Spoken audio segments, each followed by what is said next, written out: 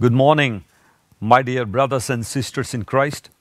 యేసుక్రీస్తు వారి శ్రేష్టమైన పూజింపదగిన నామం పేరిట ఈ ఉదయకాల సమయంలో మీ అందరికీ శుభములు ప్రకటిస్తున్నాను. బాగున్నారు మీరంతా? మన ప్రభువును రక్షకుడైన యేసుక్రీస్తు ప్రభు నుండి మీకు కృప సమాధానము సమృద్ధిగా విస్తరించిన గాక. రాజమండ్రి క్రైస్ట్ టిప్ సెంటర్లో జాన్ వెస్లీ ఇంటర్నేషనల్ మినిస్ట్రీస్లో ఉన్న ప్రేయర్ పార్ట్నర్స్ మీ అందరి కోసం ప్రత్యేకంగా ప్రార్థన చేస్తున్నారు. యేసుక్రీస్తు ప్రభువారు అతి త్వరగా రాబోతున్న రోజుల్లో మనం ఉన్నాం. ఎన్నో సూచనలు నెరవేరుతున్నాయి. పరిస్థితులన్నీ కూడా క్రీస్తు ప్రభు రెండో రాకడు కొరకు మనల్ని సిద్ధపరుస్తున్నాయి.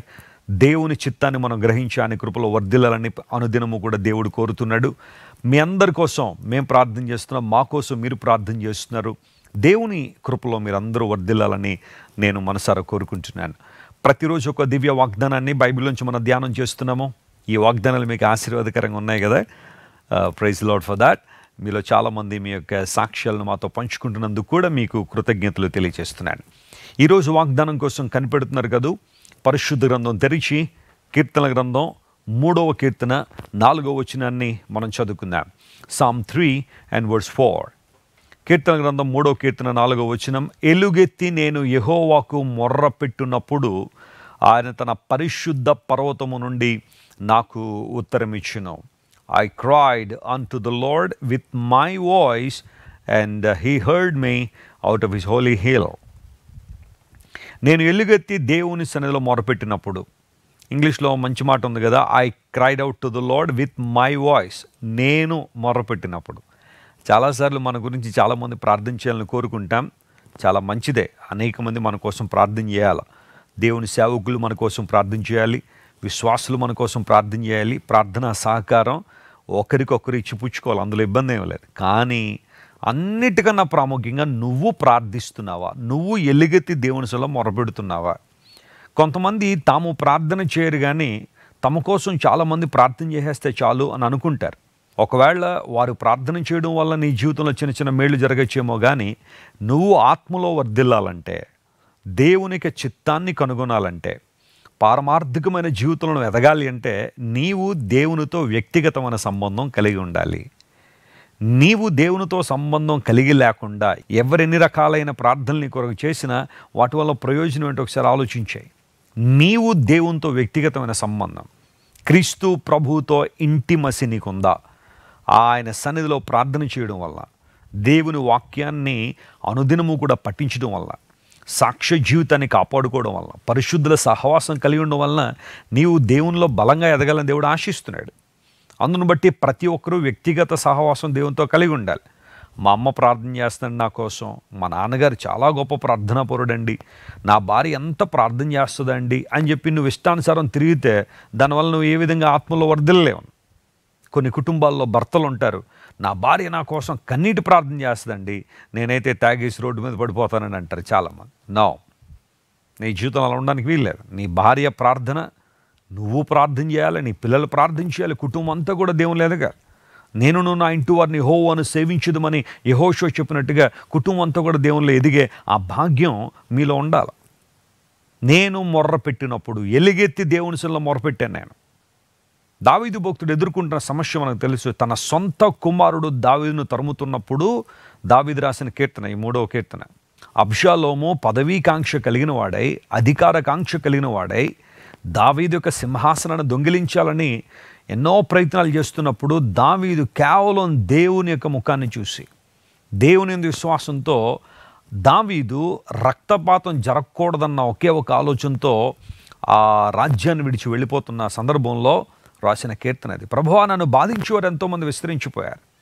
అంత మాత్రమే కాకుండా కొంతమంది అడుగుతున్నారట, దావీదు దేవుడేడి, అతని వలన దావీదుకు వచ్చే రక్షణ ఏంటి అని చాలామంది ప్రశ్నించేవాళ్ళు బయలుదేరారు. కొన్నిసార్లు నీ జీవితంలో నువ్వు ఎదుర్కొంటున్న శ్రమలు, కష్టాలను నీ చుట్టూన్న వారు అర్థం చేసుకోకపోవచ్చు. వారు కూడా ఇలాంటి ప్రశ్నలు అడగచ్చు. ఈమె ప్రతి ఆదివారం దేవుని మందిరానికి వెళ్తుందండి, ప్రార్థన బాగా చేస్తుంది, దేవుని వాక్యం చదువుతుంది, ప్రతి విషయంలో దేవుని మీద ఆధారపడుతున్నాను అంటది, కానీ వీళ్ళకి ఎందుకంటే కష్టాలు వచ్చాయి, వీళ్ళకి ఎందుకంటే రోగాలు వస్తున్నాయి, వీళ్ళకి ఎందుకంటే అప్పు బాధలు ఉన్నాయి, రోజు గడవడమే కొన్నిసార్లు కష్టమైపోతుంది వీళ్ళకి. ఏంటి సంగతి? వీరి దేవుడు వీరి పక్షాన ఉన్నాడా? వీరి దేవుడు వీరి పక్షాన ఉండి అద్భుతం చేయగలడా అని చాలామంది ప్రశ్నిస్తుంటే దైవజనుడు ఇక్కడ మాట్లాడుతున్న మాట జాగ్రత్త వినండి. నేను ఎలుగెత్తి దేవుని సన్నిధిలో మొరపెట్టినప్పుడు, శ్రమ వచ్చినప్పుడు, కష్టం వచ్చినప్పుడు దేవుని బిడ్డలు చేయాల్సిన పని మరొక్కసారి ఇక్కడ నొక్కి ఒక్కాణించబడింది, cry out in the presence of God. ఎందుకంటే నీ దేవుడు నీ బాధను చూసేవాడు, నీ కష్టాన్ని చూస్తున్నాడు. యేసయ్య నామం పేరిట నువ్వు చేస్తున్న ప్రార్థన అంగీకరించాలని దేవుడు కనిపెడుతున్నాడు. కాబట్టి దేవుని సన్నిధిలోనే మొర్రపెట్టు. నువ్వు కన్నీళ్లు కార్చాలనుకుంటే దేవుని సన్నిధిలోనే కార్చు. నువ్వు కన్నీళ్లు ఒలికించాలనుకుంటే ఆయన ఒడిలోనే ఒలికించు.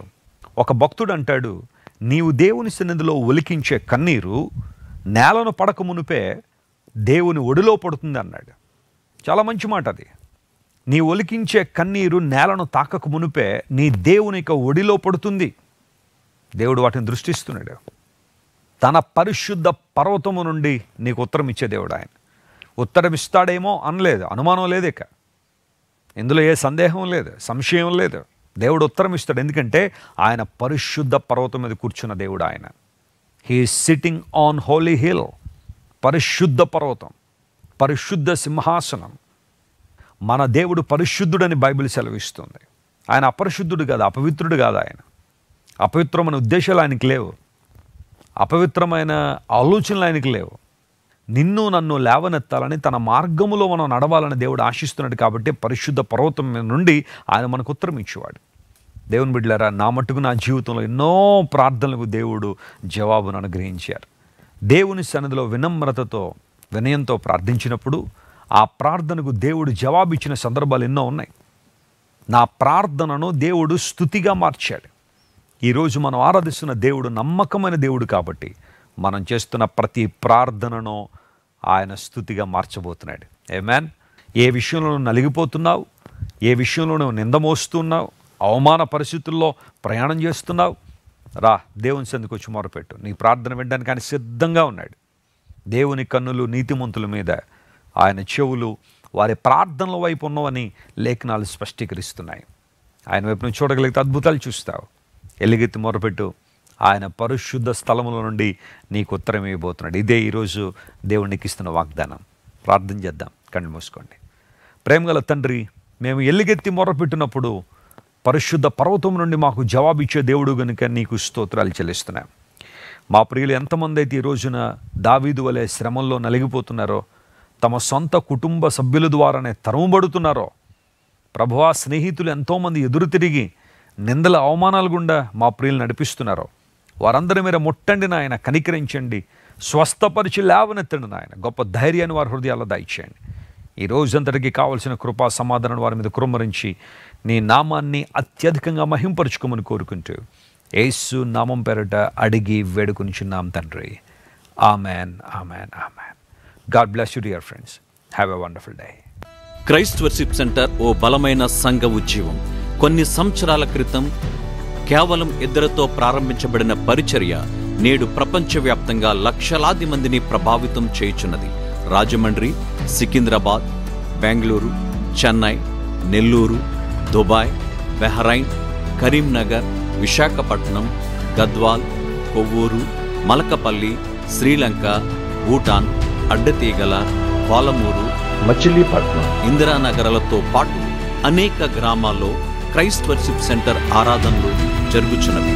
వాక్య సంబంధమైన ఉద్యమంలో, పరిశుద్ధాత్మ సంరక్షణలో కొనసాగాలనుకునే ప్రతి ఒక్కరికి మా ప్రేమపూర్వక ఆహ్వానాన్ని అందిస్తున్నాము. రండి, ఆత్మతో సత్యముతో ప్రభువైన యేసు క్రీస్తును ఆరాధిద్దాం. మీరు ఇంతవరకు విన్న దైవ సందేశం మరియు దేవుని సేవకులు చేసిన ప్రార్థన మీకు ఆశీర్వాదకరముగా ఉన్నదని విశ్వసించుచున్నాము.